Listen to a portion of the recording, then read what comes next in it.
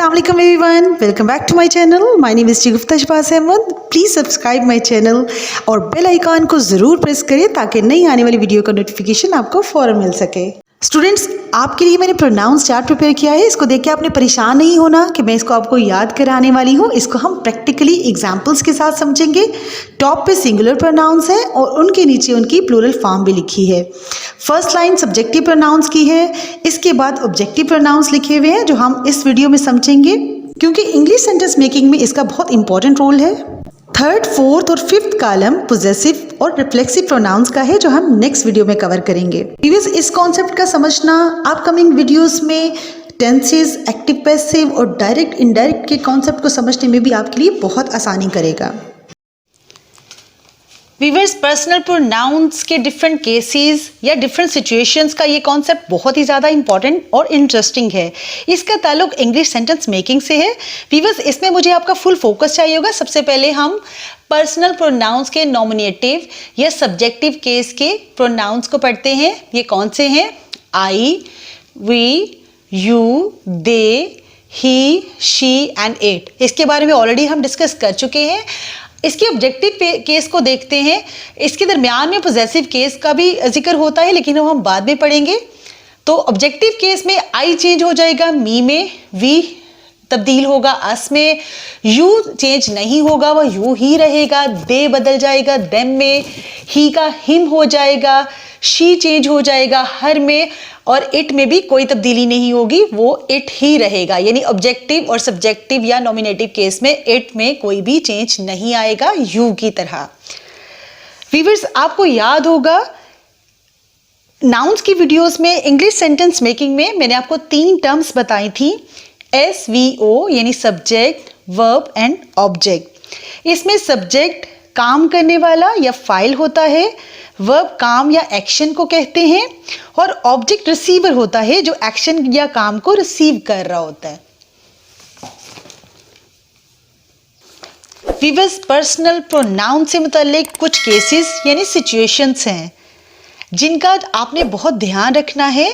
अगर आपका personal pronoun subject की तरह इस्तेमाल हुआ है या हो रहा है तो आपने सब्जेक्टिव केस लगाना है। जैसे आई लाइक बिरयानी, तो इसमें आई सब्जेक्टिव केस है यानी पर्सनल प्रोनाउन का सब्जेक्टिव केस है क्योंकि ये सब्जेक्ट के तौर पे इस्तेमाल हुआ है। इसमें एक इंटरेस्टिंग पॉइंट ये है कि आपने सब्जेक्ट को देखना है कि वो क्या है। जैसे मुझे बिरयानी पसंद है तो आप तो शुरू से पढ़ते आए हैं कि मी का मतलब मुझे होता है और आई का मतलब मैं होता है। तो यहाँ आपने मी नहीं लगाना, आपने उर्दू से इंग्लिश में ट्रांसलेशन नहीं करनी बल्कि आपने सब्जेक्ट को देखना है कि वो क्या है। तो आपने सब्जेक्टिव केस आई लगाना है। अगर आप मी लाइक बिरयानी लिखेंगे तो ये रॉन्ग हो जाएगा, गलत हो जाएगा। यानी यहाँ पर्सनल प्रोनाउन आई का सब्जेक्टिव केस लगेगा क्योंकि ये सब्जेक्ट के तौर पे इस्तेमाल हुआ है। वीवर्स, इसका मतलब ये हुआ कि जहाँ पर्सनल प्रोनाउन आई सब्जेक्ट की तरह इस्तेमाल हो रहा होगा वहाँ हम आई लिखेंगे। जैसे तुमने बिरयानी खाई में तुमने की इंग्लिश यू है या उसने बिरयानी खाई ही और शी एट बिरयानी में उसने की इंग्लिश हम ही या शी लिखेंगे डिपेंडिंग ऑन मेल और फीमेल। इसी तरह से डिफरेंट एग्जाम्पल्स को देख लेते हैं जिसमें सब्जेक्टिव और ऑब्जेक्टिव केस दोनों इस्तेमाल हुए हैं। आई लाइक बिरयानी तो हम पहले डिस्कस कर चुके हैं कि इसमें आई सब्जेक्टिव केस है पर्सनल प्रोनाउंस का। इसी तरह से वी टॉक टू यू, इसमें वी जो है वो सब्जेक्टिव या नॉमिनेटिव केस है पर्सनल प्रोनाउन का क्योंकि ये सब्जेक्ट के तौर पे इस्तेमाल हुआ है। वी टॉक टू यू, हम आपसे बात करते हैं या फिर हम तुमसे बात करते हैं। यू यहाँ पे ऑब्जेक्टिव केस है क्योंकि ये ऑब्जेक्ट की जगह पे इस्तेमाल हुआ है, ये एक्शन को रिसीव कर रहा है। इसी तरह से you teach him or them, यहाँ पे यू देखें ये उसके अपोजिट है, यहाँ पे ये सब्जेक्ट के तौर पे इस्तेमाल हुआ है कि तुम उसे पढ़ाते हो या फिर आप उसे पढ़ाते हैं या फिर उन्हें पढ़ाते हैं। तो यहाँ पे यू सब्जेक्ट के तौर पे इस्तेमाल हुआ है, सिंगुलर हो सकता है या प्लूरल हो सकता है, दोनों के लिए हम एक ही इस्तेमाल करते हैं। हिम फॉर मेल और them for male and female, दोनों के लिए, दोनों की प्लूरल फॉर्म है ऑब्जेक्टिव केस की। तो यहाँ पे हिम और देम ऑब्जेक्टिव केस की एग्जाम्पल्स हैं और यू यहाँ पे सब्जेक्ट के तौर पे इस्तेमाल हुआ है। आप उसे पढ़ाते हैं या फिर आप उन्हें पढ़ाते हैं। दे हेल्प मी, यहाँ पे दे नॉमिनेटिव या सब्जेक्टिव केस प्रोनाउन है। इसी तरह से मी यहाँ पे ऑब्जेक्टिव केस के तौर पे, ऑब्जेक्टिव केस प्रोनाउन के तौर पे इस्तेमाल हुआ है।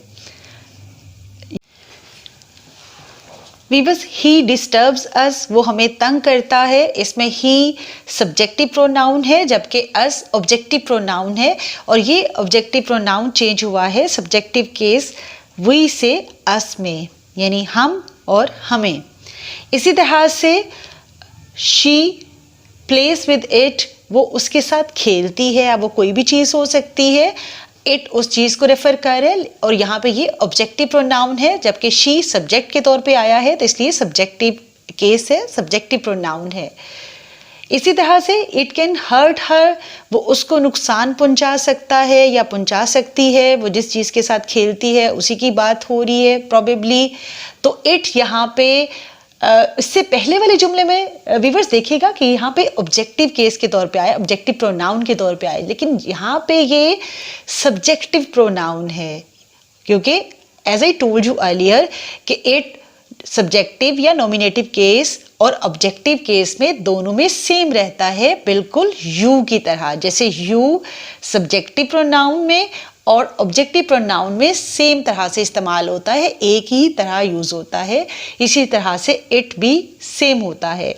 तो शी प्लेस विद इट, यहाँ पे इट ऑब्जेक्टिव है क्योंकि ये एक्शन को रिसीव कर रहा है तो इसलिए ये ऑब्जेक्टिव प्रोनाउन है, जबकि यहाँ पे जुमले के शुरू में आया है, सब्जेक्ट के तौर पे इस्तेमाल हुआ है तो इसलिए ये यहाँ पे ये सब्जेक्टिव प्रोनाउन हम इसको रिकग्नाइज कर सकते हैं। और हर यहाँ पे ऑब्जेक्टिव प्रोनाउन है जो कि चेंज हुआ है शी से हर में। आई होप व्यूअर्स आपको पर्सनल प्रोनाउंस के सब्जेक्टिव और ऑब्जेक्टिव दोनों तरह की सिचुएशंस या केसेस की क्लैरिटी हो गई होगी। Let's move to the possessive pronouns now. Thanks for watching this video. Viewers, I am sure ये वीडियो इंग्लिश लैंग्वेज लर्निंग में आपकी बहुत हेल्प करेगी। इंग्लिश ग्रामर या पार्ट्स ऑफ स्पीच से रिलेटेड अगर आप कोई क्वेश्चन करना चाहते हो तो please ask me in comments. Please like, share and subscribe my channel. See you again in next video. Bye.